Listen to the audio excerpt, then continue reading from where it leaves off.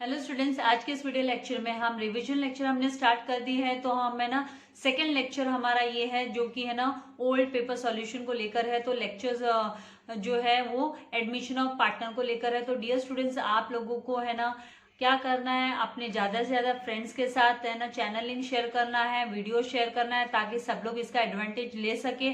और अभी हमें ना अक्टूबर 2014 का जो पेपर है, पेपर में जो पूछा गया है एडमिशन का क्वेश्चन, तो वो सॉल्व करने वाले हैं। तो यहाँ पर देखिए कि यहाँ पर है ना क्वेश्चन नंबर जो, हाँ ये हमारा एक्चुअली सेकंड लेक्चर है इसलिए मैंने यहाँ पे क्वेश्चन नंबर 2 डाला है। तो यहाँ पर अनिल एंड सुनील ये दोनों क्या है, पार्टनर्स हैं। ये प्रॉफिट शेयर करते हैं in the losses, profit and losses share करते हैं इन द रेशियो ऑफ 2:1 के रेशियो में। एंड जो बैलेंस शीट दी गई है उसमें मार्च 2000, यहाँ पर बैलेंस शीट में मार्च 2010 का बैलेंस शीट हमको दिया गया है, जिसमें बोला गया है कि भाई कैपिटल्स जो है अनिल का 24,000 एंड सुनील का 16,000 है। एंड ट्रेड क्रेडिटर्स दिया हुआ है 26,000, अनिल लोन दिया हुआ है 6,500, ये तो पार्टनर का लोन है। देन कैश एट बैंक दिया है 4,000, डेटर्स दिया है 15,000, स्टॉक दिया है 23,500, फर्नीचर 5,000 एंड बिल्डिंग 25,000। तो ये जो बैलेंस शीट है ओल्ड बैलेंस शीट है। और नीचे स्टेटमेंट दिया है कि ऑन जो यहाँ पर नीचे स्टेटमेंट दिया है कि on 1 April 2010 Ram is admitted, Ram को है ना एडमिट किया गया, मतलब बिजनेस में उसको एंट्री दी गई पार्टनरशिप फर्म में। तो कौन से टर्म्स एंड कंडीशन पे दी गई, तो उसमें ना सबसे पहले बोला गया कि Ram should bring in cash, उसे रोकड़ा लाना पड़ेगा, कैश लाना पड़ेगा ₹12,000 as capital, as a capital. मतलब उसको बिजनेस में भी इन्वेस्टमेंट करना पड़ेगा ना, तो एज अ कैपिटल उसको है ना 12,000 लाना है, इन कैश रोकड़ा में लाना है। तो यहाँ पे है ना कैश बैलेंस है वो इंक्रीज हो जाने वाला है 12,000 से, तो प्लस 12,000 हमको करना है। And as capital for 1/5 as capital for 1/5 share in future profit. तो फ्यूचर प्रॉफिट में 1/5 शेयर के लिए क्या करना है कि है ना इसे 12,000 का रोकड़ा लाना पड़ेगा। फिर है ना सेकेंड स्टेटमेंट बोला है कि goodwill account be raised in the books of the firm. तो काफी आसान दिया है, देखो 2014 का जो मार्च 2014 का हमने जो सम सॉल्व किया था, तो उसमें भी है ना गुडविल को लेकर यही एडजस्टमेंट था कि goodwill account be raised in the books of the firm. तो इसका मतलब क्या होता है कि गुडविल नई बैलेंस शीट में अपीयर होगा 4,500। एंड इसके साथ ही है ना ये जो 4,500 गुडविल है इसका है ना बेनिफिट क्रेडिट करना होगा हमको अनिल एंड सुनील को। और उनका जो प्रॉफिट शेयरिंग रेशियो क्या है, तो वो 2:1 का बताया गया है। तो 2:1 में ये 4,500 है ना डिस्ट्रीब्यूट होने वाला है। तो 3,000 एंड 1,500 का शेयर अनिल एंड सुनील को मिलेगा। तो इसका एडजस्टमेंट में आपको कैलकुलेशंस बताने वाली हूँ। देन यहाँ पर बिल्डिंग इज रीवैल्यूड एट ₹28,000। तो बिल्डिंग का हम देखेंगे कि जो बैलेंस शीट में जो अमाउंट दिया है वो 25,000 दिया है, और बैलेंस शीट में 25,000 दिया है, और यहाँ पर हमको 28,000 बोला है। तो यहाँ पे एप्रिसिएशन हुआ, तो जो डिफरेंस आएगा वो हमको है ना रीवैल्यूएशन अकाउंट में क्रेडिट साइड में दिखाना है, 3,000 का डिफरेंस। एंड जो नई बैलेंस शीट बनेगी उसमें आउटर कॉलम में 28,000 दिखाना होगा और 3,000 का एप्रिसिएशन करके रिकॉर्ड करना होगा। Then value of stock be reduced by 1,500। तो स्टॉक की वैल्यू रिड्यूस करने बोला गया। तो स्टॉक जो है बैलेंस शीट में, ओल्ड बैलेंस शीट में 23,500 दिखाई दे रहा है, उसको 1,500 से कम करने बोला गया है। तो इसका मतलब यहाँ पे रिडक्शन हुआ। तो जब भी एसेट्स में रिडक्शन होता है तो हमको रीवैल्यूएशन अकाउंट के डेबिट साइड में, जिसे हम है ना profit and loss adjustment account भी बोलते हैं, तो उसके डेबिट साइड में हमको दिखाना होता है। तो स्टॉक 1,500 हम डेबिट साइड में है ना और 1,500 दिखाएंगे, और उसके साथ ही हमको स्टॉक में से भी 1,500 माइनस कर आउटर कॉलम में 22,000 दिखाना होगा। देन यहाँ पे reserve for doubtful debts be provided at 5% on debtors. तो डेटर्स पे कैलकुलेट करना होगा, 5% का आरडीडी कैलकुलेट करना होगा। तो 15,000 पे हमको, तो ये आरडीडी 750 आने वाला है, 5% कैलकुलेट करेंगे तो 750 को हमको रीवैल्यूएशन अकाउंट के डेबिट साइड में दिखाना होगा, क्योंकि वो एक तरीके से लॉस हो गया, आरडीडी है एक तरीके से उसको हम लॉस कंसिडर करते हुए वो डेबिट साइड में दिखाएंगे।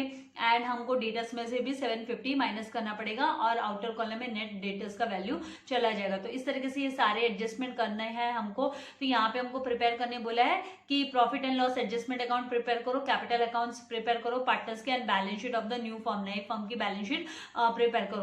तो डियर स्टूडेंट, आपको क्या करना है कि ये जो मतलब ये जो क्वेश्चन है इसका आप है ना स्क्रीनशॉट ले लीजिए, ताकि आपको है ना डिफिकल्टी नहीं हो मतलब आप एक्चुअल में मैं हर वक्त दिखाती तो हूँ आप लोगों को क्वेश्चन, फिर भी आपका है ना यहाँ पर क्वेश्चन मार्क रह ही जाता है कि में से आप है ना क्वेश्चन नहीं दिखा रहे हैं। तो यहाँ पे आप इसका स्क्रीनशॉट ले सकते हैं।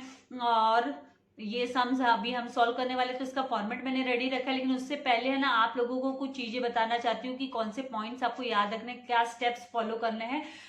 यहाँ पे स्टेप्स टू बी जो फॉलोड है वो है right opening balance in respective accounts. आपको रेस्पेक्टिव अकाउंट्स में ओपनिंग बैलेंसेस दिखाने होंगे, जैसे कैपिटल बैलेंसेस वगैरह है। एंड देन डिस्ट्रीब्यूट करना होगा रिजर्व्स, जो रिजर्व्स है उसको डिस्ट्रीब्यूट करना होगा, जो अगर लायबिलिटी साइड में दिया है। तो यहाँ इस पर्टिकुलर क्वेश्चन में नहीं दिया हुआ है कोई भी रिजर्व्स, ओल्ड रिजर्व्स नहीं है हमारे पास। एंड अगर कोई डेफर्ड लॉसेस दिया होता है, डेफर्ड लॉसेस जो होता है वो एसेट साइड में दिया होता है, जैसे डेफर्ड एडवर्टाइजिंग हो गया, एक्यूमुलेटेड लॉसेस हो गया। प्रॉफिट एंड लॉस अकाउंट अगर आपको बैलेंस शीट में डेबिट साइड में दिखाई देता है तो उसको हम लॉसेस को हमको डिस्ट्रीब्यूट करना होता है पार्टनर्स को उनके ओल्ड रेशियो में। Then revaluation of assets and liabilities, मतलब जो एसेट्स एंड लायबिलिटीज में जो इंक्रीज डिक्रीज होता है वो हमको रीवैल्यूएशन अकाउंट में दिखाना होता है, profit and loss adjustment account में। एंड इसके साथ ही अगर कोई अनरिकॉर्डेड एसेट्स है, मतलब जो रिकॉर्ड किया ही नहीं है बुक्स ऑफ अकाउंट्स में, या कोई अनरिकॉर्डेड लायबिलिटीज है, तो उसको भी हमको है ना रीवैल्यूएशन अकाउंट में बताना होता है। देन रिकॉर्ड करना होता है कैपिटल, जो कैपिटल लाया है पार्टनर ने, नए पार्टनर ने, capital brought in by N incoming partner, जो कैपिटल लेकर आता है।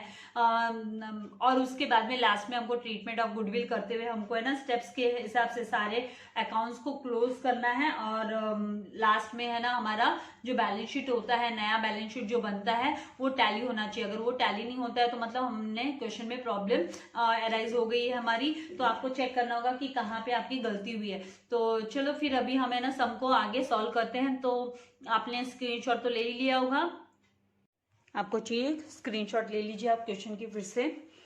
अभी यहाँ पर जैसे एडजस्टमेंट के हिसाब से हम क्विकली मार्किंग कर लेते हैं। ये फर्स्ट एडजस्टमेंट तो कैश को लेकर आने को लेकर है, and goodwill raised in the firm, same जो हमने प्रीवियस सम किया था उसी के हिसाब से है। एंड यहाँ पर बिल्डिंग इज रीवैल्यूड, तो मतलब बिल्डिंग पर एडजस्टमेंट आने वाला है, तो यहाँ पे आपको जस्ट मार्किंग रखनी है। And stock be reduced bye 1500, तो स्टॉक के यहाँ पे मार्किंग रखनी है।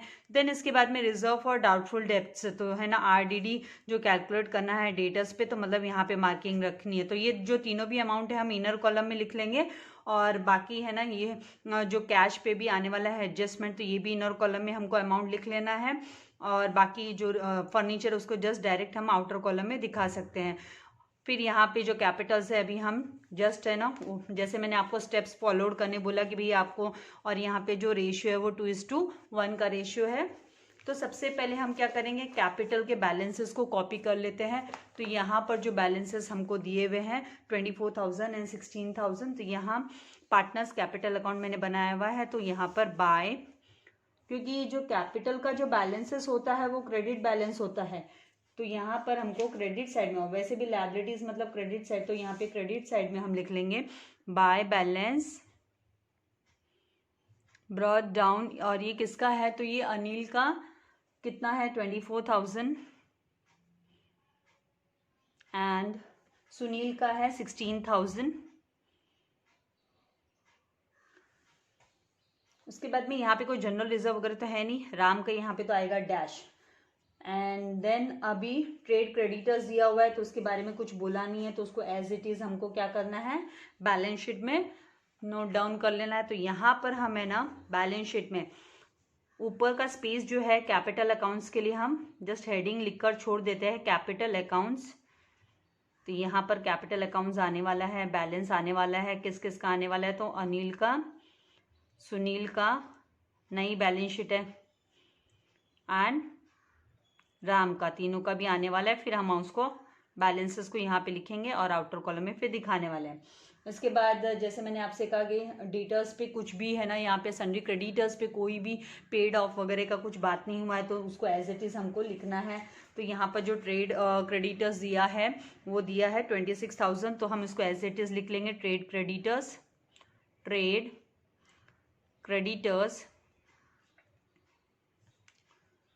26,000। एंड अनिल्स का जो लोन है उसका भी पेमेंट वगैरह की बात नहीं हुई है, पेड करना है कि नहीं, तो कुछ बोला नहीं है, साइलेंट है, इसीलिए 6,500 एज इट इज़ हम दिखा देंगे। काफ़ी इजी सम है, लेकिन है ना इजी तभी लगता है जब आप लोग है ना प्रैक्टिस करते हो। आप प्रैक्टिस नहीं करोगे तो आप सिंपल क्वेश्चन भी पूछोगे, सिंपल क्वेश्चन भी आपको टफ लगेगा। तो यहाँ पर हमको 6500 का अनिल्स का लोन भी दिखा देना। तो ये लायबिलिटी साइड का हमने कंप्लीट कर दिया, सारा जो बैलेंसेस हमको लिखना था। फिर यहाँ पे अभी कैश एट बैंक दिया है तो 4000 हम है ना यहाँ बैलेंस शीट में जस्ट नीचे यहाँ पर मैं लिख लेती हूँ कैश एंड ब्रैकेट में एट बैंक। यहीं एडजस्टमेंट कर लेंगे हम कैश का, जो भी हमको एडिशन सब्ट्रैक्शंस करने हैं, नया पार्टनर कुछ लेकर आ रहा है तो यहीं पर हम है ना इसका कैलकुलेशंस कर लेंगे। फिर यहाँ पे देखिए डेटर्स है, डेटर्स का अमाउंट 15,000 दिया है, स्टॉक का 23,500 दिया, तो डेटर्स हम लिख लेंगे डेटर्स 15,000 इनर कॉलम में, क्योंकि हमने मार्किंग की कि भाई इस पे एडजस्टमेंट है तो 1 लाइन लीव करेंगे। देन हमको लिखना है स्टॉक, तो स्टॉक यहाँ पर स्टॉक का जो दिया है 23,500, तो ये भी इनर कॉलम में स्टॉक 23,500। फर्नीचर को अभी हम डायरेक्ट आउटर कॉलम में दिखा सकते हैं क्योंकि फर्नीचर पे कोई एडजस्टमेंट नहीं है, मतलब इसमें कोई नया रीवैल्यूएशन नहीं हुआ इसके अमाउंट में, इस एसेट में कोई भी रीवैल्यूएशन नहीं हुआ, ना तो इंक्रीज ना डिक्रीज, तो 5,000 को आउटर कॉलम में हमको दिखा देना है। देन नेक्स्ट है बिल्डिंग 25,000 का, तो बिल्डिंग 25,000 इनर कॉलम में क्योंकि इस पे एडजस्टमेंट है। तो अब ये सब होने के बाद में हमको आना है एडजस्टमेंट्स पे। तो सबसे पहले राम ने कैश लेकर आया 12,000 का, तो कैश लेकर आया है इसीलिए हमको should bring cash 12,000 as capital. तो यहाँ पर है ना कैश के यहाँ पर हम प्लस कर लेंगे 12,000 हमको प्लस कर लेना है, ठीक है। तो यहाँ पे 12,000 प्लस करने के बाद में आप अभी पार्टनर्स कैपिटल अकाउंट में, पार्टनर्स का जो कैपिटल अकाउंट है तो उसमें आपको बाय कैश कर कर लिखना होगा। तो यहाँ पर हम लिख लेंगे कि भाई बाय, ये जो है बाय इसने लेकर आया है by bank cash and bank, by cash slash bank लिख लेते हैं क्योंकि बैंक कैश एट बैंक बोला है तो ये बैंक में पैसा जाने वाला है, तो 12,000 हमको लिख लेना है, 12,000 आएगा। देन इसके बाद में हमको क्या करना है, यहाँ पर नेक्स्ट जो बोला है वो बोला है गुडविल को लेकर कि goodwill account is raised in the books of the firm. तो मैंने आपको प्रीवियस सम में भी बताया था जब इस तरीके का स्टेटमेंट आता है raised in the books of the firm, इसका मतलब आपको क्या करना है बैलेंस शीट में है ना दिखाना होगा गुडविल 4,500 अभी हम दिखाएंगे। तो यहाँ पर बैलेंस शीट में हम गुडविल, इसका मतलब क्या होता है कि है ना नए पार्टनर ने है ना गुडविल लेकर नहीं आया है, इन कैश में उसने गुडविल लाया नहीं है, तो ये ना गुडविल अपीयर होगा बैलेंस शीट में, अपीयर का होगा 4,500 का गुडविल हम बैलेंस शीट में दिखा देंगे। एंड साथ ही है ना हमें क्या करना होगा, ये डिस्ट्रीब्यूट करना होगा पार्टनर्स को, हमको इसे डिस्ट्रीब्यूट करना होगा ओल्ड पार्टनर्स को उनके ओल्ड रेशियो में। तो यहाँ पर मैं आप लोगों को इसका वर्किंग नोट दिखा देती हूँ कि किस तरीके से। तो यहाँ हम लिखेंगे वर्किंग नोट,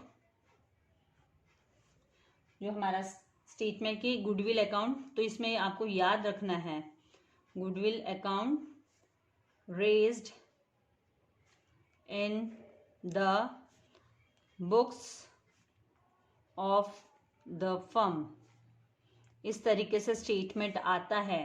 तो आपको चीज ध्यान में रखनी है कि सबसे पहली जो इम्पोर्टेंट बात है कि goodwill will appear in the balance sheet, goodwill will appear मतलब दिखाई देगा, will be shown in the balance sheet, will appear in the balance sheet, balance sheet में दिखाई देगा, आपको उसको बैलेंस शीट में दिखाना है। एंड दूसरी बात याद रखनी है कि यहां पर ये क्रेडिटेड टू ओल्ड पार्टनर्स को क्रेडिट कर दिया जाएगा पार्टनर्स कैपिटल अकाउंट में, old partners capital account in old ratio, ये सेकेंड इसकी बात याद रखनी। तो दो इस तरीके से इसके आपको दिखाने हैं, एडजस्ट करना है दो जगह पे इसको, in capital account in old ratio आपको यहाँ पे लिखना है ओल्ड रेशियो में। तो यही प्रोसीजर होता है जब भी कभी भी, खाली आपको क्या फर्क आएगा, अमाउंट का फर्क आने वाला है और कुछ नहीं। अगर इस तरीके से स्टेटमेंट है तो मतलब ये दो तरीके से आपको एडजस्ट करना है। तो यहाँ पर जो पार्टनर्स का जो प्रॉफिट शेयरिंग रेशियो है, ओल्ड रेशियो, वो है 2:1 का, 2:1 का। तो यहाँ पर अनिल को, तो यहाँ पे अनिल शेयर, अनिल का हिस्सा कितना होगा, तो गुडविल बोला है 4500, राइट। तो मल्टीप्लाई बाय 2:1 का क्या हो, 2:1 का मतलब होता है 2/3:1/3, क्योंकि 2+1 करेंगे तो 3, तो टोटल 3 पार्ट्स होंगे। 3 पार्ट्स में से 2 पार्ट्स लेकर जाएगा अनिल एंड 1 पार्ट होगा किसका, सुनील का। तो यहाँ पे 2/3 इस तरीके से आपको लेना होगा। फिर 3 15 45 एंड 0 तो 1500 मल्टीप्लाई बाय 2 होगा तो 3000 अनिल का शेयर हुआ। 3000 अनिल का शेयर हुआ। तो सुनील का शेयर कितना होगा, तो सुनील शेयर, देखो मैं डिटेल में बता रही हूँ, इसीलिए बता रही हूँ ताकि आप लोगों को तकलीफ ना हो, आपके कॉन्सेप्ट्स क्लियर रहे। 3 15 45 तो 1500 होगा सुनील का शेयर, ठीक है। आपको चाहिए, आप ये मत बोलो मिस ये तो हम माइनस कर सकते थे, आप करो जैसे आपको इजी लगता है, कन्वीनियंट लगता है। मैं आपको जस्ट बता रही हूँ एडजस्टमेंट के साथ में कि भी कैसे आपको करना है। अभी हम 3000 है ना, बाय गुडविल कर हम लिखेंगे। ये अनिल के कैपिटल अकाउंट में बाय गुडविल 3000, ये जो है बाय गुडविल कर हम है ना इनके अकाउंट में, कैपिटल अकाउंट में दिखा देंगे बाय गुडविल। एंड यहाँ पर भी हम बाय गुडविल, इसके भी, सुनील के भी। तो अभी ये तो है ना हमने combine consolidated partners capital account बनाया है, कंबाइन ही बनाया है, जहाँ पे हम तीनों पार्टनर को हमने लिखा है नाम, नए पार्टनर का भी। तो यहाँ पर हम बाय गुडविल अकाउंट कर लिख देंगे, bye goodwill account.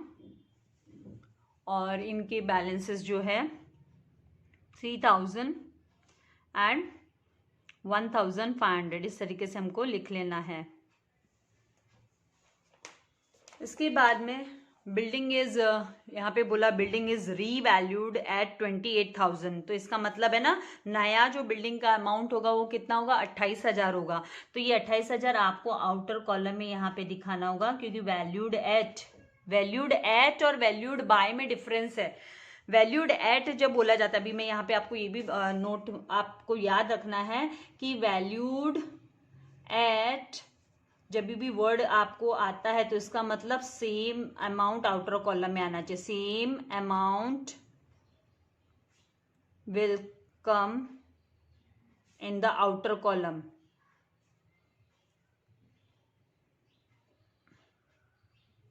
Same given amount, जो गिवन अमाउंट होता है वैल्यू डेट वाला वर्ड वाला अमाउंट जो होता है वो आउटर कॉलम में आपका आ जाता है, और फिर आप लोग डिफरेंस निकालते हो। और जब वैल्यूड बाय बोला जाता है ना, तो हमको है ना ये अमाउंट जो होता है इनर कॉलम में हम ऐड करते हैं। Inner column amount should be added, amount should be added. या आगे इस तरीके का आपको जब स्टेटमेंट आएगा तब फिर से मैं आप लोगों को बता दूंगी। अभी आप लोगों के लिए वैल्यू डेट, अभी आपके पास क्या है, वैल्यू डेट। तो आपको है ना ये जो वैल्यू है वो डायरेक्ट आउटर कॉलम में लिखने, तो वैल्यू डेट 28,000 बोला है, तो यहाँ पे वैल्यू डेट 28,000 बोला, तो ये 28,000 हम डायरेक्ट आउटर कॉलम में 28,000 दिखा देंगे। और अब हमको क्या करना है, इनका डिफरेंस, ये 28,000 और 25,000 में कितने का फर्क हुआ, तो इनमें ना 3,000 का फर्क आता है, डिफरेंस जो है 3,000 का है। तो ये 3,000 है ना हम यहाँ पर लिख लेंगे। तो इसका मतलब है ना 25 में 3 ऐड किया होगा तभी तो 28,000 तक है ना बिल्डिंग की वैल्यू बढ़ी। तो मतलब इसका मतलब यहाँ पे एप्रिसिएशन हुआ, यहाँ पर क्या हुआ, एप्रिसिएशन हुआ। तो हम यहाँ प्लस और ये जो वर्ड यूज करेंगे एप्रिसिएशन। अब एप्रिसिएशन हुआ तो इसको आपको कहाँ पे दिखाना होगा इस एप्रिसिएशन को, क्योंकि है ना जो revaluation account, profit and loss adjustment account हम बनाते हैं वो है ना increase and decrease in the value of assets and liabilities का बनाते हैं। तो यहाँ पे एसेट्स में इंक्रीज है मतलब क्रेडिट साइड में जाएगा, प्रॉफिट एंड लॉस एडजस्टमेंट के क्रेडिट साइड में जाएगा। तो यहाँ पर हम लिखेंगे बाय बिल्डिंग अकाउंट। तो इस तरीके से आपको लिखना है कि भाई बाय बिल्डिंग अकाउंट और अमाउंट है वो आपको डिफरेंस वाला अमाउंट, जो एप्रिसिएशन कितने का हुआ 3000 का एप्रिसिएशन। तो ये जो एरो मैं आप लोगों को दिखा रही हूँ इंक्रीज वैल्यू के लिए, इसका मतलब जब भी एसेट्स में इंक्रीज होगा तो आपको क्रेडिट साइड में प्रॉफिट एंड लॉस एडजस्टमेंट के क्रेडिट साइड में दिखाना है। एंड उसके बाद में जो नेक्स्ट है कि value of stock be reduced bye, अभी देख लीजिए बाय यहाँ पर आ गया, तो बाय यहाँ पर आ गया, तो इस बाय का मैंने मतलब आपको बताया कि valued is B reduced bye. तो यहाँ पे जब भी वैल्यूड बाय या रिड्यूस्ड बाय, तो इसका मतलब आपको यहाँ पे रिड्यूस्ड बाय है, इसीलिए value B reduced by word आया है। रिड्यूस्ड बाय, इसका मतलब ये बाय शब्द की वजह से ही हम जो अमाउंट हमको दिया है वो माइनस करने वाले, तो हम है ना माइनस 1500 लेने वाले। इसका मतलब, इसका मीनिंग है ना बाय 1500 है ना, वैल्यू बी रिड्यूस्ड बाय 1500, तो मतलब माइनस 1500 लेना है। तो इसका मतलब ये जो अमाउंट है इनर कॉलम में हम इसको एडजस्ट करेंगे, इनर कॉलम में ये हमको लिख लेना है। तो ये देखिए फर्क है, आपको जो ध्यान में रखना है बहुत इंपॉर्टेंट है, ग्रामेटिकली आपको याद रखना है कि एट और बाय में क्या डिफरेंस है। तो यहाँ पर अभी हम स्टॉक के यहाँ पर इनर कॉलम में हम माइनस 1500 लिखना है यहाँ पर हमको, तो हम यहाँ पर 1500 लिखेंगे,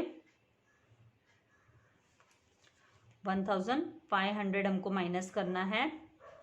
तो यहाँ पर माइनस ये जो है ना क्या हो गया, इसमें ये डिक्रीज हुआ है, ये मतलब कम हो गया है, तो इसके लिए हमको इस यहाँ पे वर्ड है ना, जब भी स्टॉक में डिक्रीज होता है तो उसको हम डिक्रीज वर्ड यूज नहीं करते, उसके लिए हम राइट ऑफ वर्ड यूज करते हैं, रिटर्न ऑफ। तो हम यहाँ पे लिखेंगे रिटर्न ऑफ, रिटर्न ऑफ याद रखना है, इसके लिए हम रिटर्न ऑफ वर्ड यूज कर रहे हैं। जब भी डिक्रीज होता है स्टॉक में तो हमको क्या लिखना है, रिटर्न ऑफ हम लिख रहे हैं। तो यहाँ पर माइनस 1500 रिटर्न ऑफ हो गया, तो मतलब ये हम माइनस करेंगे तो फिर आउटर कॉलम में जो अमाउंट हो जाएगा वो 22,000 का, मतलब है ना स्टॉक का भाव गिर गया ना, तो यहाँ पर 22,000 आएगा।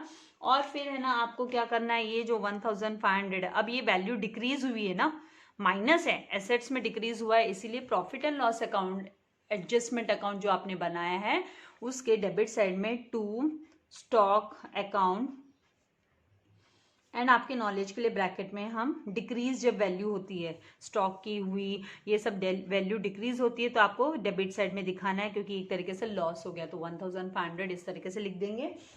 फिर उसके बाद में जो लास्ट एडजस्टमेंट है देखिए, उसमें बोला है कि reserve for doubtful debts be provided at 5% on debts, तो 5% डेटस पे, तो हम कैलकुलेट करेंगे डेटस का जो अमाउंट है वो 15,000 है। तो यहाँ पे ये भी जस्ट आप लोगों को अगर वर्किंग नोट पूछा नहीं जाता तो आपको वर्किंग नोट करना नहीं है, लेकिन है ना ये मैं बता रही हूँ कि पर वर्किंग नोट लेकिन आप नहीं करोगे तो फिर आपके लिए डिफिकल्ट भी तो होगा ना। 5% on debts is equals to that is 5% RDD on debtors, RDD on debtors। तो यहाँ पर डेटर्स का अमाउंट है 15,000, तो मल्टीप्लाई बाय 5/100, राइट। तो 15,000 मल्टीप्लाई बाय 5/100 करेंगे तो 0 गोट कैंसिल विद 0, एंड 15 5 होता है 75 एंड दिस 0, तो 750 का RDD।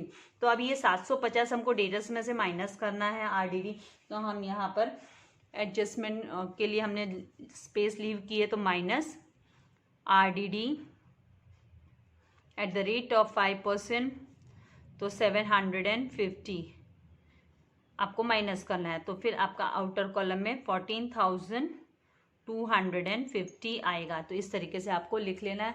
अब ये जो RDD का अमाउंट है आपको दिखाना होगा, ये लॉस हो गया, राइट, मतलब एसेट में डिक्रीज हो रहा है, एक तरीके से डिक्रीज हो गया, डेटर्स डिक्रीज हो गया, तो आपको क्या करना है, प्रॉफिट एंड लॉस एडजस्टमेंट के डेबिट साइड में आप 2 RDD, तो जब भी RDD अकाउंट में आपको याद रखना है RDD इंक्रीज होता है तो भी वो डेबिट साइड में आता है, और यहाँ पे डेटर्स डिक्रीज हो रहा है, तो ये है ना डेटर्स डिक्रीज हो रहा है, तो हम इसको डेबिट साइड में लिखने वाले हैं कि भाई यहाँ पे डिक्रीज हुआ। तो यहाँ के लिए मैं है ना ये एरो वर्ड यूज नहीं कर रही, ये एरो का साइन आपके लिए यूज नहीं कर रही हूँ, नहीं तो आप इसके लिए कंफ्यूज हो जाओगे। तो जब RDD नया RDD जब डेटर्स पे कैलकुलेट होता है तो वो RDD आपको यहाँ पे दिखाना है डेबिट साइड में प्रॉफिट एंड लॉस एडजस्टमेंट के।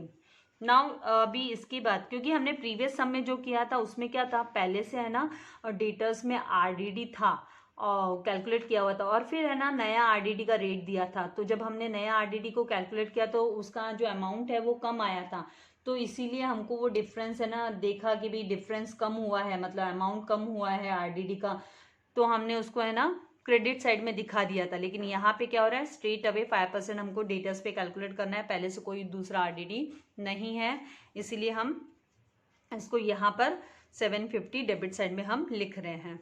अभी यहाँ पे नेक्स्ट सारे के सारे तो एडजस्टमेंट्स तो हमने है ना एडजस्ट कर लिए, लिख लिए, राइट।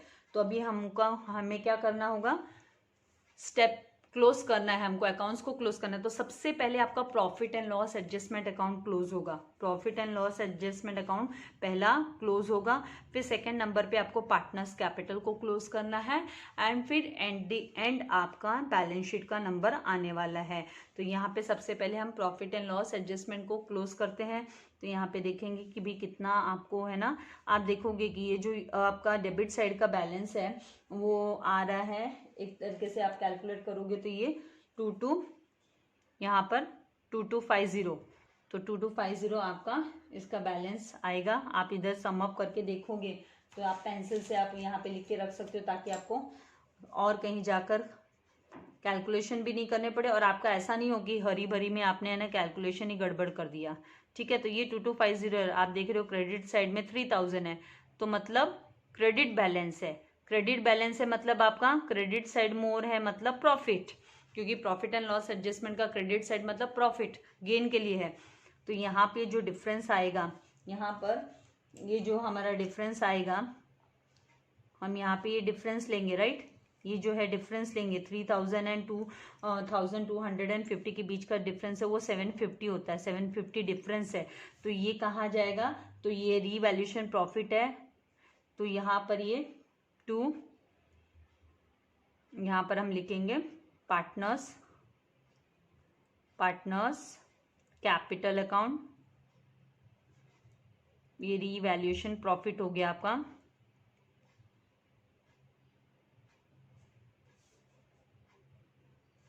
तो आपको याद रखना है कि भी क्रेडिट बैलेंस होता है तो प्रॉफिट, एंड डेबिट बैलेंस होता है प्रॉफिट एंड लॉस एडजस्टमेंट का तो लॉस, तो ये प्रॉफिट है।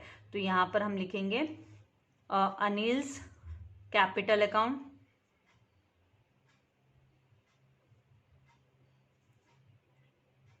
Sunil's capital account. अब इनको कौन से रेशियो में बटेगा, ये ऑब्वियसली ये ओल्ड सारे के सारे प्रॉफिट्स है, ओल्ड इन वाली जो इनकी है, ये जो प्रॉफिट एंड लॉस एडजस्टमेंट हम ओल्ड जो एसेट्स है एंड लायबिलिटीज है उनका इंक्रीज एंड डिक्रीज से बनाते हैं। तो ये इसका जो प्रॉफिट या लॉस जो दोनों के दोनों होता है वो ओल्ड पार्टनर्स को ही जाता है जब नया पार्टनर एडमिशन लेता है। तो यहाँ पर इन दोनों को ही बटेगा, और इनका जो प्रॉफिट शेयरिंग रेशियो है वो 2:1 का है, 2:1 का। तो 750 को आपको 2:1 के रेशियो में, मतलब इनका जो प्रॉफिट शेयरिंग रेशियो है, रीवैल्यूएशन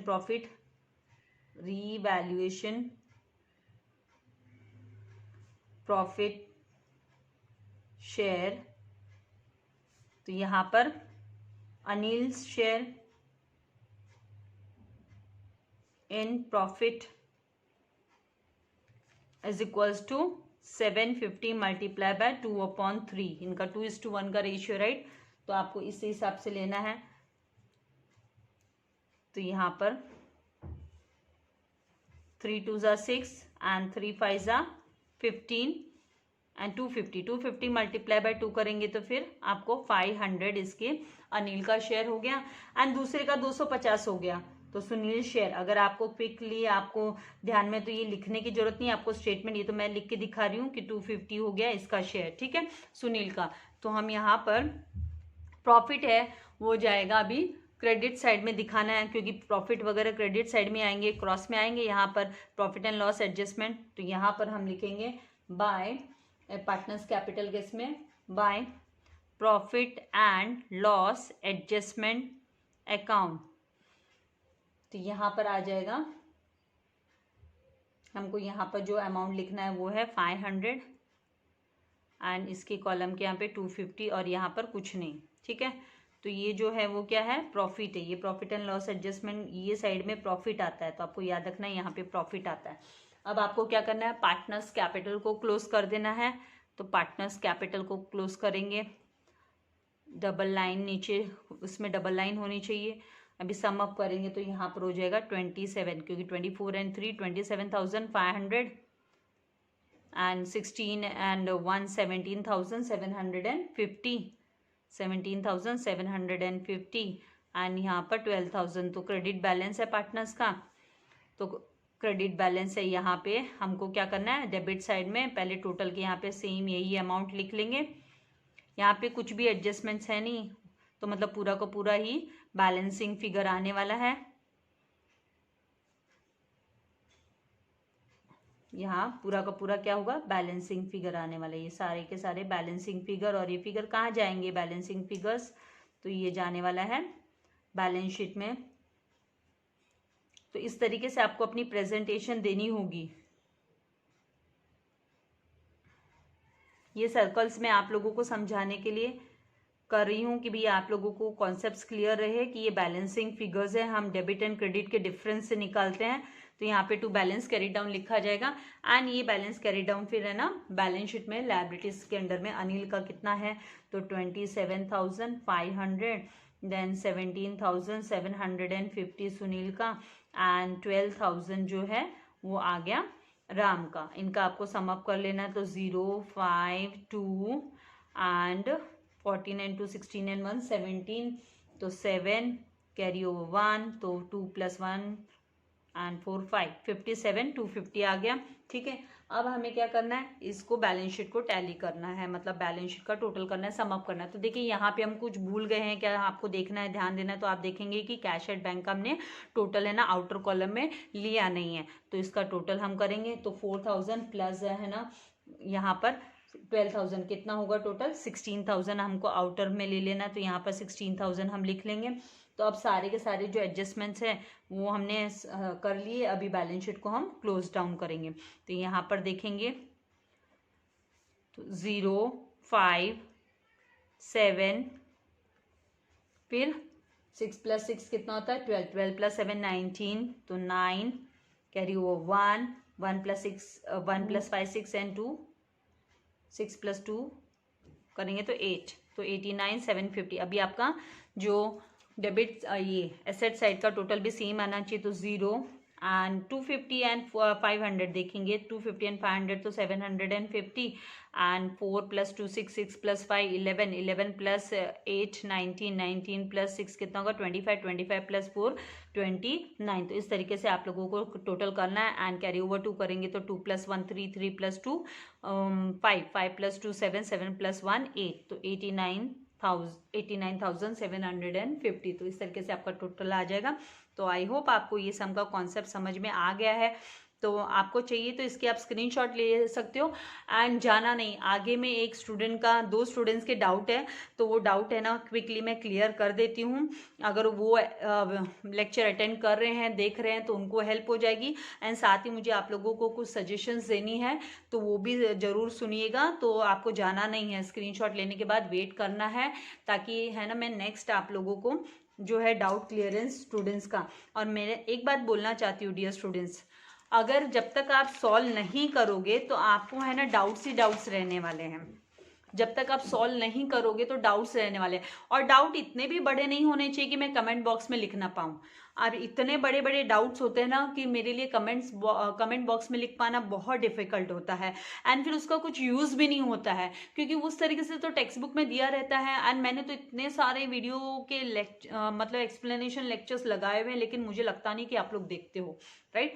या फिर है ना ये जस्ट मुझे एक general I am so sorry I have to say कि पर्पसली है ना कि मेरा जो समय है, कीमती समय है, वो गंवाने के लिए या तो कोई पर्पसली करता है। क्योंकि आज देखो मैं इसका आपको प्रूफ दिखाने वाली हूँ कि चलो एक स्टूडेंट ने मुझे ये डाउट पूछा कि valuation of goodwill, valuation of यहाँ पर गुडविल आना चाहिए। Valuation of goodwill of the firm was to be made as 2.5 years purchase of the average profit of the last 3 years for where as follows। जो last 3 years का profit, last year's profit were as follows। तो तो यहाँ पर है ना year first second third year का profit दिया है 32,000, 54,000 एंड 49,000। एंड है ना नए पार्टनर का है ना कैश, नए पार्टनर को new partner is to bring the goodwill in cash equal to his share in profit and his share in profit is 1/5 upon. तो आपको कैसे करना है, आपको एवरेज प्रॉफिट निकालना होगा। सबसे पहला स्टेप होगा एवरेज प्रॉफिट, तो जिसमें total profit upon number of years, तो फिर आपका जो टोटल सम अप आएगा, तो total sum up 32,000 plus 54,000 plus 49,000 upon 3 करना है, तो 1,35,000 अपॉन 3, तो आपका जो आंसर आएगा वो 45,000 आएगा। नाउ नेक्स्ट है ना कि गुडविल का पहला स्टेप एवरेज प्रॉफिट निकालो। Next goodwill is equals to, तो ये कैसे पता चलेगा, तो एवरेज प्रॉफिट मल्टीप्लाई बाय आपको नंबर ऑफ ईयर्स परचेस, ये फॉर्मूला है। और यहाँ पे दिया है एवरेज प्रॉफिट हमने निकाला, और ये देखो number of years purchase, this is the number of years purchase 2.5 years purchase. तो यहाँ पर वही मैंने number of years purchase goodwill 45,000 multiply by number of years purchase 2.5 को हम 2.5 ले सकते हैं, तो 2.5 से मल्टीप्लाई किया तो 1,12,500 आएगा। एंड उसके बाद में आपको है ना new partner share in goodwill, नए पार्टनर का हिस्सा गुडविल में कितना है, तो टोटल गुडविल जो फर्म का है वो 1,12,500 हुआ, उसमें मल्टीप्लाई करना है शेयर ऑफ प्रॉफिट। तो यहाँ पे हमको इंस्ट्रक्शन दी है कि भाई आप है ना किस तरीके से goodwill in cash equal to his share of profit, तो उसका इक्वल शेयर ऑफ प्रॉफिट 1/5 है, तो हमको क्या करना है 1/5 उसका प्रॉफिट लेना है। तो कैलकुलेट करेंगे तो 22,500 आएगा। अभी इसकी दो गुडविल की एंट्री हो जाती है कि एक तो आप है ना कैश दिखा दो कि कैश में ऐड कर दोगे 22,500, एंड फिर है ना ओल्ड पार्टनर्स को आपको डिस्ट्रीब्यूट करना होगा ये गुडविल।